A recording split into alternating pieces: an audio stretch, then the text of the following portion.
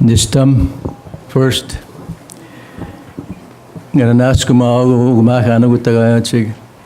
and the elders for your knowledge and for the great wisdom that you have kept over the years, and the young people who are here that will walk that path that we clear for them, and of course the woman where the power is. What I don't hear is this. It's always in my mind when we talk about as Treaty 5 here, self-government. I know that we've been suffering like as women to be recognized. You know, there used to be women were looked at as leaders in the past, and they're respected. And then I think we should put that together, that we should teach our young people now, starting from the leadership and with our communities, because we hear there's so much of missing and murdered women, and this is the concern I have. You know, there's been a concern, and in the past they were well respected, but as Europeans came, we weren't even recognized as human beings. How can they didn't see that we are human beings? We are the ones as women bring people into this world. That Creator put us here as women here, and we bring life into this world, every one of us.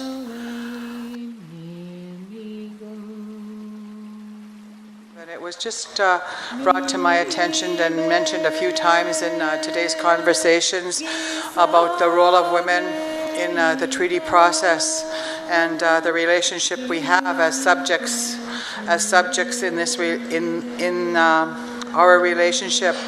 We have to remember that in our communities, our matriarchal society provided a tremendous amount of advice to our negotiators who led the community and went forward and got into the treaty arrangement. So it would be really exciting and beneficial to have that history brought forward to our membership at large, because the role of women in our community has been warped to a large extent, and we need to use that. We need to have it in the forefront of our vision as we move forward to set the relationship right.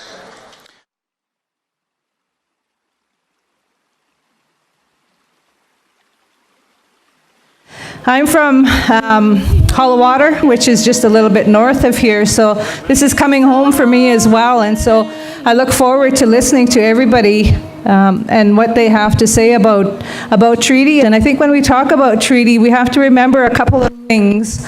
One is that it was the Anishinaabe people, at least in this territory, that entered treaty, and I know we have Anishinaabe and Neothuk that are all part of Treaty 5, but in this area, for those Anishinaabe that entered into treaty, they came as nations.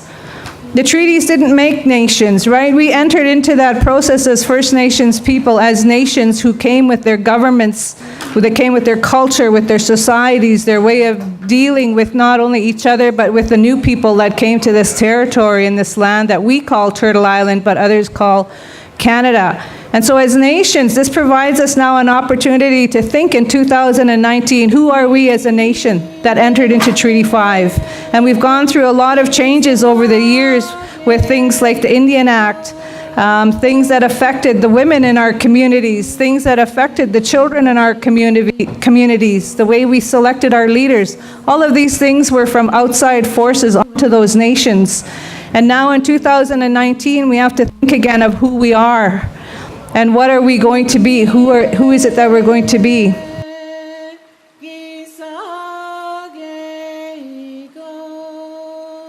Today I can say that our youth have a good future ahead of them.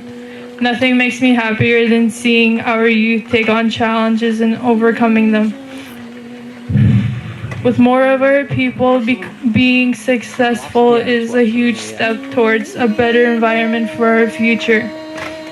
I think that having an environment where the kids feel safe growing up is one of the most important parts. We should focus more on the good side of things to move forward. I want to welcome Minister Carol Bennett. And as on behalf of the women, we have the portfolio of the missing Indigenous women and girls, and also the child and family portfolios that we hold. We take these as very sacred, as we know our journey and to carry our children in the way that we, as our ancestors, have brought and raised our children. And I think it has to come to an understanding. This is what we want. We know, we face it on a daily basis in our own nations, that our children are lost, and also the women. We know almost every day we hear on the news that there has been women, young women missing. And that's really saddens us every day. We have to be recognized as women that we are the birth barriers of our children. I feel that in my heart when I see them. At times they look so helpless. Like that gentleman said yesterday, you can be strong to help one another, and we continue on. And I'm very glad that this is happening here, Treaty 5. And I'm sure the spirits of our ancestors are happy to see that happening finally, to start something and to go through that. Nas commit na mage ko inagami sa benta ko sinaw sa may story ganista may our chief and council and the elders that are here and the rest of the people. Thank you, especially for our young people. I greet you, Minister Bennett, and I'm happy that you took the time to come and listen to our plea for fairness, our plea to live up to the treaty that was given to us. And in the treaties, we know what was in the treaties, and one of them was education for our children, to educate them the way we want, so that they're proud of who they are, they're proud of their history, no longer to be looked down. One little boy, I was told today, I was asked what the $5 was for, and he said, I guess that's all I'm worth, I guess he said. And that is not true. That $5 is worth a lot. The reason why that $5 was given was to say, yes, we'll share this land with you. Not to give up everything that we have. We want to walk hand in hand and have all the things that were given to us, rightfully ours. All the money that's made in Canada comes from our resources. And we only get a handful, that's it. My name is Rita Munias. I'm from Pimichikamat.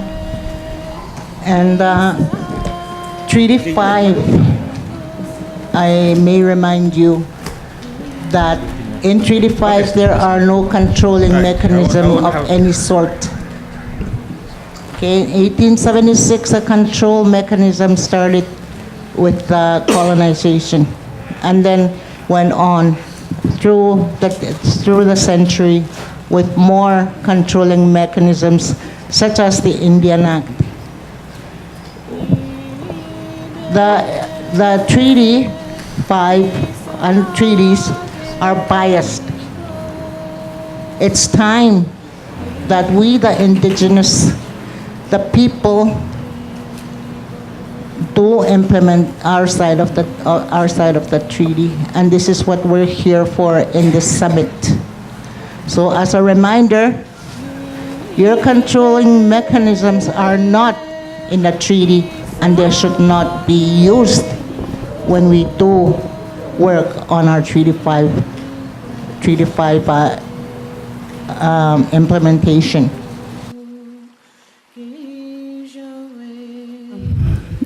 Kathy American Tesnigarson, Bimitsagamak Newtin, Aga Egi Gagwetimigawian, Kita mintu taman aske minanipe.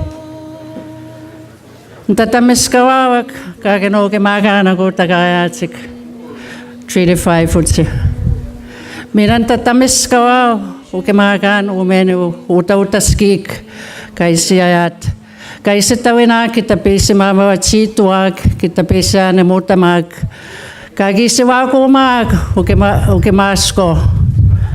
Kaisi kiskene maganuts. How the elders spoke to the creation story of the beaver that went down under and gave its life to bring that little piece of earth so that we would be able to grow, that piece would be able to be our land for our people. And we carry our children 9 months in that sacred water. So those are teachings that we need to bring back for our younger people.